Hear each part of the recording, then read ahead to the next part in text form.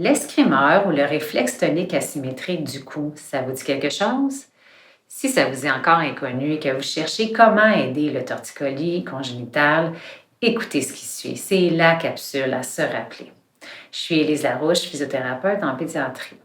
Donc, si vous êtes abonné à ma chaîne, vous avez peut-être remarqué que je vous ai préparé une série de capsules sur le torticolis chez les bébés afin de vous donner des outils, fort probablement un peu différents de ceux qu'on est habitué d'entendre, mais surtout une vision plus approfondie sur la problématique de fond.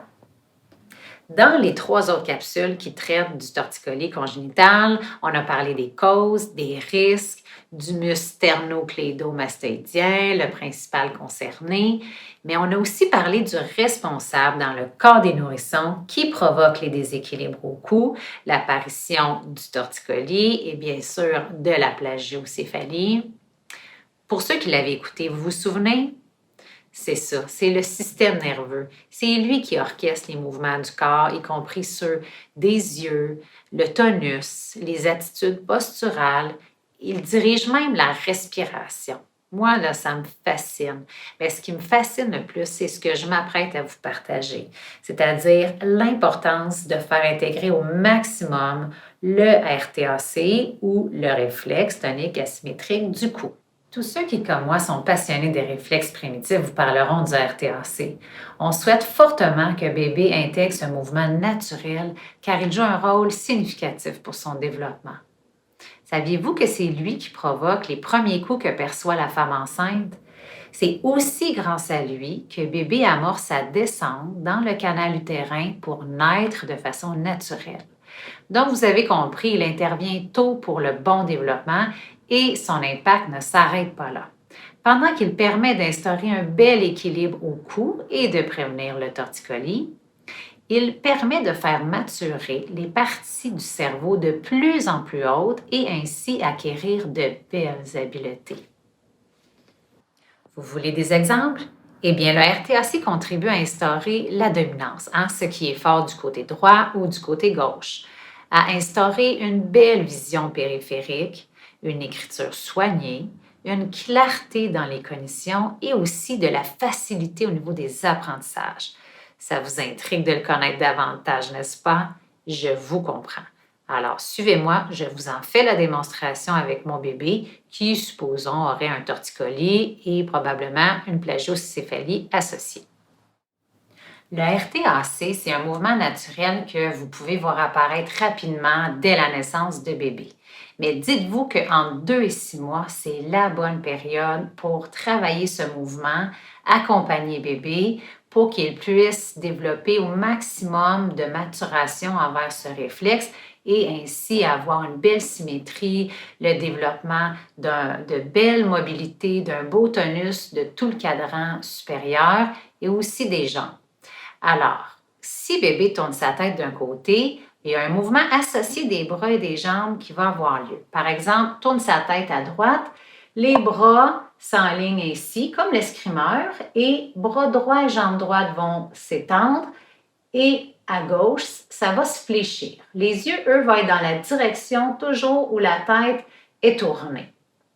Évidemment, c'est un réflexe asymétrique, donc bébé doit le pratiquer des 2 côtés également pour ne pas voir développer d'asymétrie. Donc, vous pouvez imaginer si bébé pratique un côté plus que l'autre, par exemple du côté droit, pas surprenant qu'il tourne sa tête davantage à droite et qu'il développe une petite plagiocéphalie du côté droit.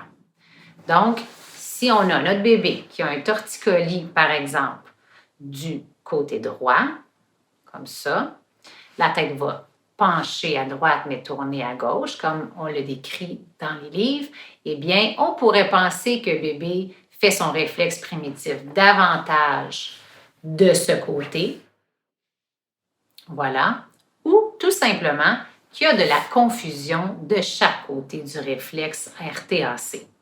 Donc, de toute façon, ce qui est important, c'est de pratiquer les 2 également. Puis là, vous allez voir apparaître des asymétries et des petites particularités moins intégrées à pratiquer avec bébé. Je vous montre ça tout de suite avec tout le corps. Donc, je vous fais la démonstration avec un bébé qui aurait une préférence à tourner la tête de ce côté, soit de son côté gauche, à lui. Donc, on pourrait penser que pratiquer le réflexe de ce côté va être assez facile. Donc, il tournerait la tête à gauche, il aurait les bras en position de l'escrimeur, soit tendus à gauche, les jambes de la même chose, tendues à gauche, pliées du côté droit. Et on regarde dans la même direction que lui et on peut respirer et s'apaiser. Mais évidemment, on veut qu'il pratique aussi de l'autre côté. On veut surtout aller voir si c'est symétrique.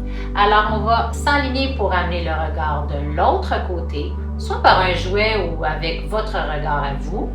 Et on va regarder si bébé arrive à faire la même chose, soit tourner la tête complètement de l'autre côté, allonger son bras vers le jouet, plier le côté opposé, et évidemment la jambe, la même chose. Donc, tendu cette fois-ci du côté droit et plié de son côté gauche, comme cela.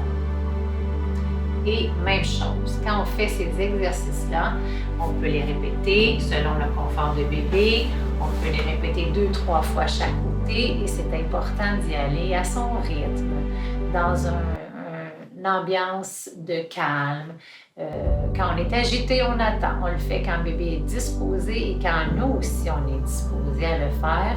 Et il va avec un beau regard, peut-être une petite chanson douce et surtout des belles respirations. Alors, je termine en vous partageant une belle vidéo, une petite cocotte de 2 mois qui pratique son RTAC à droite. Donc, comme décrit plus tôt, vous voyez que sa tête est complètement tournée à droite, le regard dans la même direction et le reste du corps en position d'escrimeur, soit tendu à droite et fléchi à gauche. Donc, vous voyez aussi qu'elle a tendance à fléchir sa jambe droite. C'est une petite confusion. On ne s'alarme pas, on l'invite à allonger délicatement et à maintenir la position. Évidemment, on pratique ça dans un état de calme, d'apaisement, peut-être avec des grands soupirs, et on pratique les 2 côtés. Donc, je me permets de vous dire que si ça a l'air facile à l'écran comme ça, avec des bébés et des thérapeutes qui l'ont déjà pratiqué, bien, ça ne l'est pas toujours à la maison avec nos enfants. Alors, sachez qu'on est là, les thérapeutes en neurodéveloppement, pour vous aider, à vous accompagner dans les exercices et aussi à diminuer vos inquiétudes et à peut-être donner d'autres explications, car parfois il y a des problématiques où c'est plus complexe, on doit aller plus en profondeur, trouver d'autres items à aller travailler chez votre enfant, ce qui explique que des problématiques persistent un peu plus. Donc, n'hésitez pas à consulter un professionnel de la santé en neurodéveloppement. Posez-moi vos questions, donnez-moi vos commentaires.